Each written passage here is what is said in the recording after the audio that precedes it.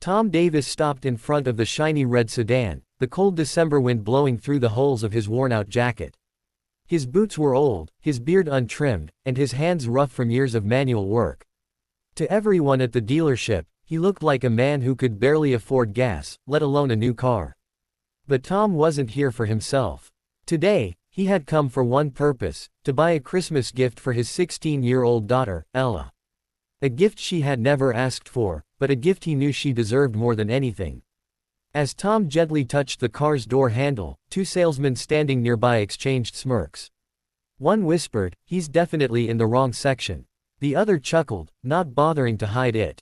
Tom heard everything, but he didn't react. He had been judged by appearances his entire life. People saw the worn clothes but never the bank accounts, never the real story. He took a slow breath, reminding himself why he was here. This moment wasn't about him, it was about Ella and the pride in her smile when she'd see this car. Tom stepped closer to the salesman. "I'd like to know more about this model." The salesman didn't even attempt to hide his doubt. "Sir, this one might be a little above your budget.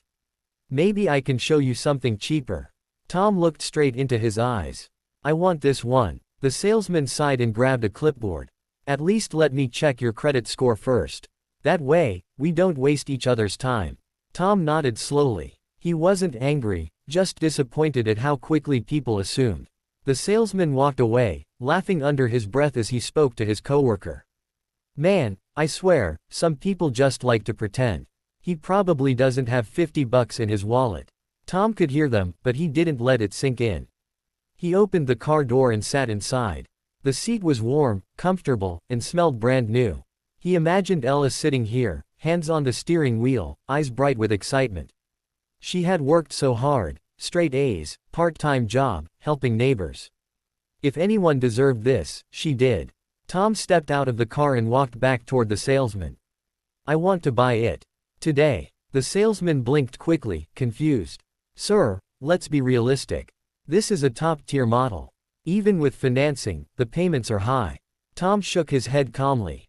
"I won't be financing it." The salesman frowned. "Then, debit card." Tom replied, "No card." The salesman looked annoyed. "Sir, there are only two options, financing or card payment." Tom said quietly, "The third option is cash." The room went silent around him. The salesman stared as if Tom had spoken another language. "See cash." Tom nodded. He reached for his old backpack, patched, faded, almost tearing at the seams.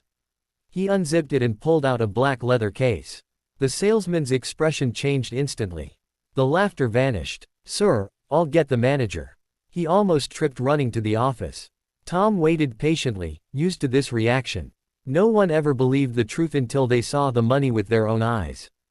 The dealership manager, a tall woman with sharp confidence, walked toward Tom. She offered a polite smile, though her eyes were scanning him head to toe. "My colleague tells me you want to purchase the sedan, in cash." Tom opened the case slightly, just enough for her to see neat stacks of $100 bills. Her brows lifted. "I see. Well, let's handle things properly." She gestured toward her office.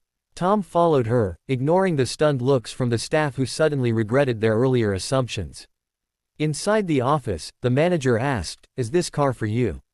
Tom shook his head. "It's for my daughter. Her first car. A Christmas gift." The manager softened. "She must be very special." Tom smiled, and for a moment, the weariness on his face lifted. "She is. She always thinks I can't afford much. She never asks for anything. That's why I want to give her something unforgettable." The manager nodded, respecting him more than she had when he first walked in. Money had surprised her, but love had impressed her. While the paperwork was being prepared, the salesman who mocked Tom earlier stood outside the glass window, watching in disbelief. He whispered to his coworker, How is that even possible?" He looked like. The coworker interrupted, "Yeah, but we were wrong, man." Tom didn't turn around, but he knew they were watching. It didn't matter. People could think whatever they wanted. He wasn't buying the car to prove anything to them. His only goal was to make Ella's Christmas unforgettable. When everything was signed, the manager handed Tom the keys. "Would you like us to put a bow on it?